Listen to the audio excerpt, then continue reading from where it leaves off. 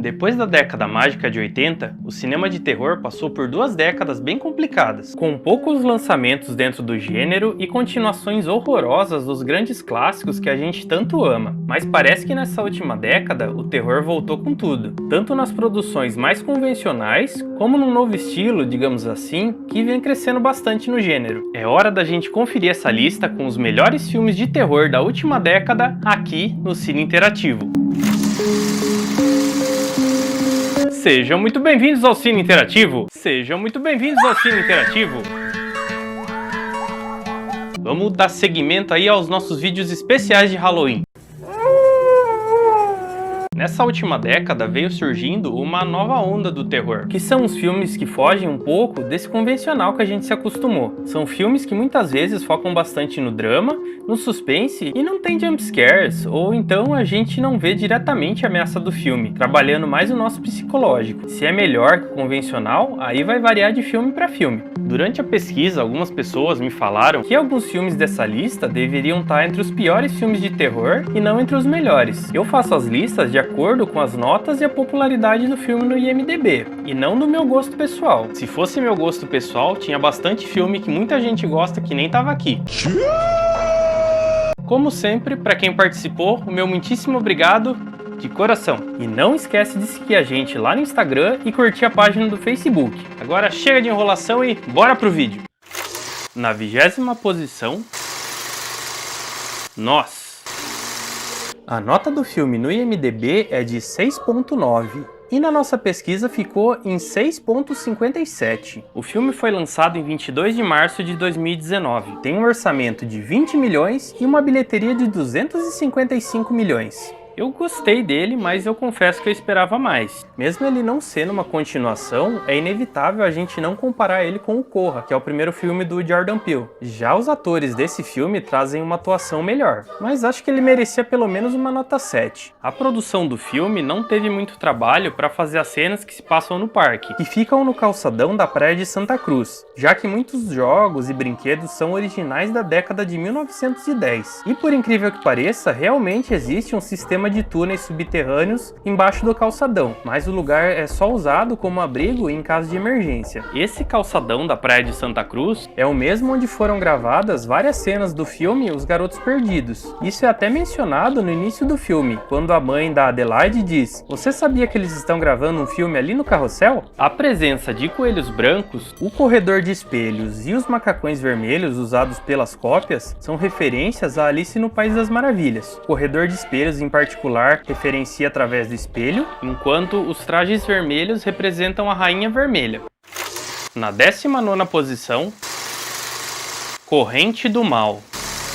A nota do filme no IMDb é de 6.8 e na nossa pesquisa ficou em 6.6. O filme foi lançado em 13 de março de 2015. Ele tem um orçamento de 1 milhão e uma bilheteria de 21 milhões. Eu acho que esse filme ele é muito tenso. Eu acho que mesmo ele trazendo um tema um tanto quanto batido, ele consegue ainda inovar. Ele, na pesquisa, bastante gente marcou que não viu, então quem não assistiu eu recomendo que assista porque ele é um filme bem bacana e dá bastante susto aí, viu? Acho que ele também merecia uma nota um pouco melhor, sim. O conceito do filme vem de um pesadelo recorrente que o diretor costumava ter, em que ele era perseguido por um predador que caminhava lentamente na sua direção. Ixi, só de ouvir falar, dá até um arrepio. A época do filme é indefinida. As televisões são todas de tubo. Os personagens assistem filmes antigos até no cinema. Não é dito nada sobre a internet e os personagens principais dirigem carros dos anos 70 e 80. Mas ao mesmo tempo, uma das personagens tem celular, uma outra tem um leitor digital e os carros mais modernos são vistos durante o filme. No fundo de algumas cenas envolvendo multidões, tem algumas pessoas que vão caminhando lentamente na direção da Jay, que é a protagonista, e dos seus amigos. Isso é para dar aos espectadores uma sensação de ansiedade por conta da possibilidade de que qualquer uma dessas pessoas pode ser entidade.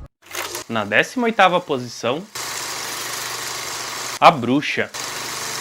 A nota do filme no IMDb é de 6.9 e na nossa pesquisa ficou em 6.68. O filme foi lançado em 19 de fevereiro de 2016. Ele tem um orçamento de 4 milhões e uma bilheteria de 40 milhões. Confesso que eu achava que ele ia ficar com uma nota menor. Eu gosto dele, mas eu entendo quem não gosta, porque ele é um filme muito diferente, ele é bem parado, né? Eu acho que ele é o primeiro filme assim assumido dessa nova onda do terror. O filme se passa em 1630. Ele marca a estreia do Robert Eggers como diretor. Ele gravou o filme em apenas 25 dias. Quem ajudou bastante na divulgação de forma não intencional foi o mestre do terror Stephen King. Ele disse que ficou apavorado vendo o filme. Uma lebre aparece frequentemente no filme. Na Nova Inglaterra colonial, as lebres eram consideradas criaturas mágicas e sempre eram ligadas às bruxas, que eram consideradas capazes de se transformar em uma lebre para espionar e influenciar as pessoas. Antes da cena final, o filme pode ser interpretado de várias maneiras. O diretor Robert Eggers falou que deixou algumas pequenas dicas durante o filme de que as coisas que aconteciam tinham uma origem sobrenatural, além de algumas cenas óbvias que ainda poderiam ser os delírios dos personagens.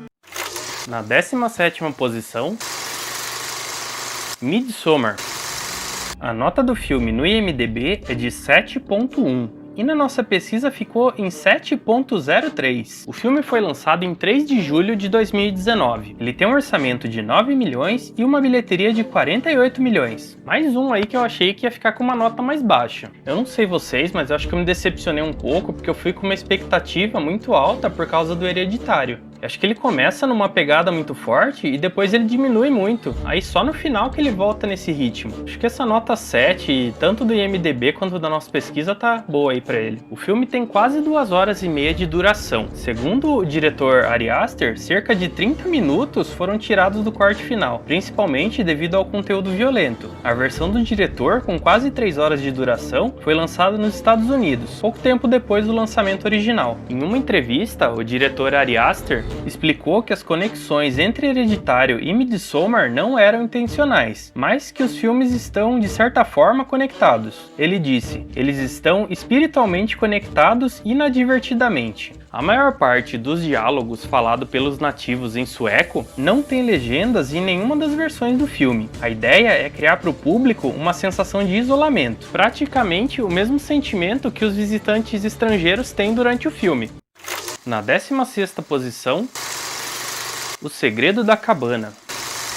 A nota do filme no IMDb é 7 e na nossa pesquisa ficou em 7.07. O filme foi lançado em 13 de abril de 2012. Ele tem um orçamento de 30 milhões e uma bilheteria de 94 milhões. Eu acho ele um filme bem legal, mas não tão inovador igual todo mundo diz. O que eu mais gostei nesse filme não é nem tanto a ideia que ele passa, mas sim aquela cena no final em que aparece vários monstros aí que a gente já viu em outros filmes. Concordo com a nota dele e com a posição que ele ficou. Durante a cena do lago, o único que não pula é o Marty. Isso porque o ator Franz Kans estava numa forma física melhor do que a dos outros personagens masculinos. E isso não combinava com o personagem dele. Para deixar ele com uma aparência inferior, ele usa roupas mais largas e fica um pouco curvado durante quase todo o filme. O Chris Hemsworth gravou 2 filmes em 2009. Esse aqui e Amanhecer Violento. Porém, os dois só foram lançados nos cinemas em 2012, tentando aproveitar um pouco do sucesso do ator em Thor e Vingadores. Esse filme é uma grande homenagem, digamos assim, aos filmes de terror, seja por todos os monstros que aparecem na cena final, que são referências a vários filmes do gênero, e por expor todos os clichês sem explicação que a gente critica em todos os filmes. Pra quem não pegou, os deuses que eles têm que satisfazer somos nós, os espectadores. Na 15ª posição, Cisne Negro. A nota do filme no IMDb é 8 e na nossa pesquisa ficou em 7.11. Lançado em 5 de dezembro de 2010, ele tem um orçamento de 13 milhões e uma bilheteria de 329 milhões. Se me perguntassem há uns 6, 7 anos atrás, eu não ia dizer que era um filme de terror. Mas aí com essa nova onda do terror, ele acaba se tornando um terrorzão psicológico. E tem cenas bem fortes no filme. Eu vou concordar com a nota do IMDb, não com a da nossa pesquisa não. O diretor Darren Aronofsky já queria contar a história de uma bailarina no filme O Lutador, criando um romance entre uma bailarina e um lutador de luta livre. Mas ele desistiu da ideia porque achava que eram mundos muito distintos para se apresentar em um único filme. Quem indicou a Mila Kunis para o projeto foi a Natalie Portman. O Darren Aronofsky fez um bate-papo por vídeo com a Mila Kunis via Skype, e ela conseguiu o papel sem precisar fazer uma audição oficial. A Natalie Portman fez aula de dança por 1 ano para se preparar para o papel. Ela pagou as aulas do próprio bolso, até que o filme encontrasse investidores. Ela também perdeu mais de 9 quilos para ficar com um físico mais parecido com o de uma bailarina. Toda a dedicação da atriz nesse papel foi recompensada com o Oscar de Melhor Atriz, uma premiação mais que merecida.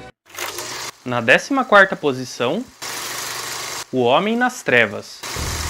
A nota do filme no IMDb é de 7.1 e na nossa pesquisa ficou em 7.32. O filme foi lançado em 26 de agosto de 2016. Ele tem um orçamento de 10 milhões e uma bilheteria de 158 milhões. Eu particularmente não gostei nem um pouco desse filme. Eu acho que a ideia dele era bem interessante, atraía bastante, mas na prática eu achei que não ficou legal não. Eu acho que a nota e a posição dele ficaram altas, tanto no IMDb quanto na nossa pesquisa. Eu acho que ele é o pior de todos aqui da nossa lista. O Stephen Lang, que interpreta o Homem Cego, usava lentes de contato que atrapalhavam muito a sua visão, especialmente com pouca luz. Os outros atores, na cena que se passava no escuro, usavam lentes que faziam parecer que eles tinham pupilas dilatadas, e essas também atrapalhavam bastante a visão. Os criadores do filme inicialmente tinham um final ainda mais sombrio em mente. Nele, a Rocky, personagem da Jenny Levi, não conseguiria sair da casa. Em vez disso, o cego tranca ela em uma cela, e mesmo a polícia vindo investigar o roubo,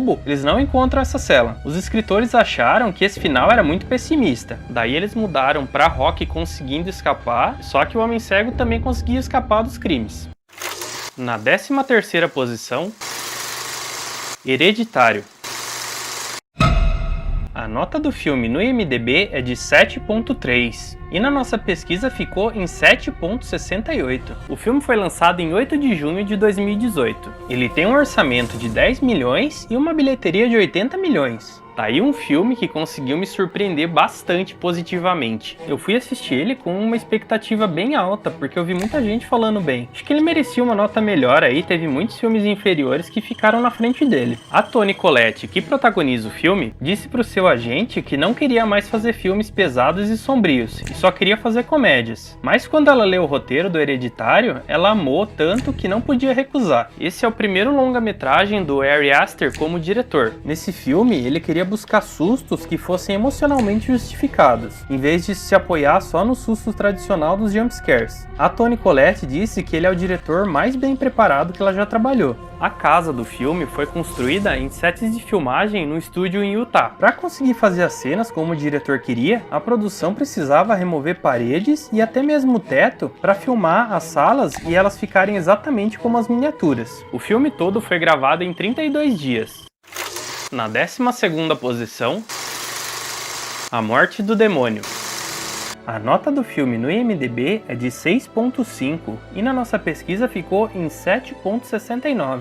O filme foi lançado em 7 de abril de 2013. Ele tem um orçamento de 17 milhões e uma bilheteria de 97 milhões.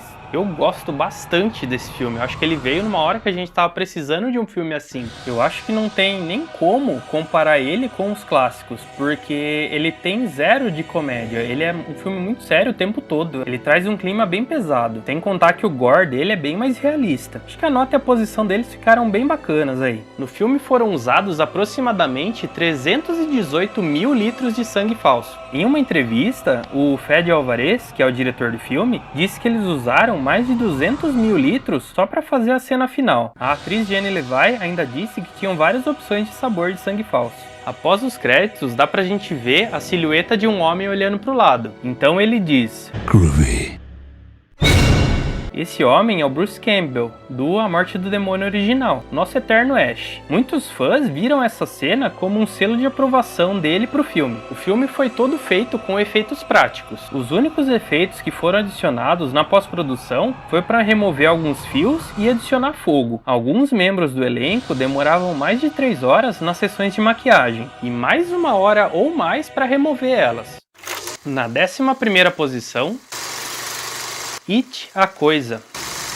A nota do filme no IMDb é de 7.3 e na nossa pesquisa ficou em 7.75. Lançado em 6 de setembro de 2017, ele tem um orçamento de 35 milhões e uma bilheteria de 702 milhões. Eu gosto bastante do filme, mas pra ser sincero, eu não gostei quando o remake foi anunciado, porque eu gosto bastante do clássico e quando eu vi aquela primeira foto do Pennywise eu não gostei muito não, mas depois eu vendo os trailers eu fui achando bem legal. Acho que ele merecia pelo menos uma nota 8 e devia estar ali no top 10. O Bill Skarsgård pesquisou vários psicopatas do universo cinematográfico para encontrar a sua própria maneira de interpretar o Pennywise. Ele se inspirou em O Iluminado, Laranja Mecânica, Batman o Cavaleiro das Trevas e Silêncio dos Inocentes. O Jack Dylan Grazer, que interpreta o Ed, foi o primeiro a gravar com o Bill Skarsgård. Durante a cena, ele chorava e engasgava enquanto o Pennywise estava bem na sua frente, gritando e babando. O Bill Skarsgård ficou preocupado de verdade com o garoto. Depois que a cena terminou, o menino olhou diretamente para ele e disse: "Amei o que você está fazendo com o personagem." Ele ficou confuso e impressionado com essa atitude. Nos Estados Unidos, o filme fez 123 milhões de dólares só na estreia, se tornando a maior estreia de um filme de terror no país. Algum tempo depois, o filme se tornou a maior bilheteria de um filme de terror no mundo todo. Na 10ª posição, essa vai ficar pro vídeo da semana que vem. Na semana que vem tem o último vídeo. Na semana que vem tem o último vídeo especial de Halloween com a parte 2 dos melhores filmes de terror da última década. Gostou do vídeo? Certamente que sim. Então se gostou, já deixa o seu gostei e se inscreve no canal para não perder o próximo vídeo especial de Halloween. E não esquece de seguir o nosso Instagram e curtir a página do Facebook. Muitíssimo obrigado por assistir e até semana que vem. Valeu!